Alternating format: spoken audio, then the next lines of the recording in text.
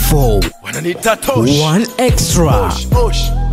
Kichwa moshi hazimtoshi. Mnamo Machi 8 mwaka huu, mfanyabiashara Collins Leitich maarufu kama Jenerali Chepkley kutoka kijiji cha Asis katika kaunti ya Uasin Gishu alikamatwa kwa kufungua kituo cha polisi feki eneo la Cherus, kaunti ndogo ya Kesesi, na kukipaka rangi rasmi ya polisi bila ufahamu au idhini ya huduma ya kitaifa ya polisi.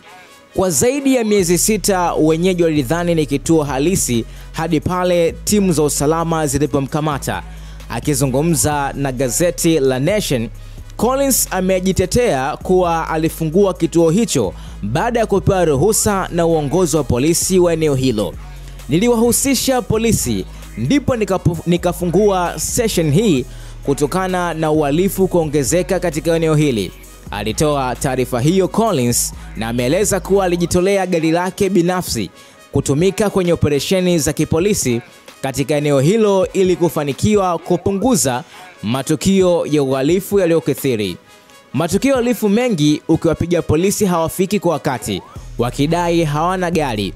Nilitoa gari yangu aina ya Toyota Probox kwa ajili ya polisi, na siku walioniripoti kuwa nina kituo cha polisi ndiyo siku niliyopanga niwakabidhi gari, aliongeza Collins katika taarifa hiyo. Wakazi walieleza mshtuko wao walipogundua kuwa kituo hicho cha doria hakikuwa halali. Tulishangaa kugundua kituo hicho cha polisi hakikuwa rasmi. Wengi wetu tulidhani kulikuwa na juhudi halali za kuboresha usalama katika eneo letu. Watuhumiwa walikuwa wanakamatwa na wengine wanaachiwa kwa dhamana, alisema mkazi mmoja. Kulingana na ripoti ya Citizen Digital, mamlaka zimehakikishia kuwa uchunguzi unaendelea na hatua za kisheria zitachukuliwa, kwani kulingana na sheria ya huduma ya polisi ya kitaifa ya mwaka 2014 ni Inspector General IG wa polisi pekee mwenye mamlaka ya kuanzisha vituo rasmi vya polisi. Una mtazamo gani juu ya taarifa hii? Nijuze hapo kwenye sehemu ya comments, na nikukumbushe tu kusubscribe na turn on na notification ili uwe kwanza kupata habari ambazo zinawekwa hapa. Info Wananiita Tosh, One Extra.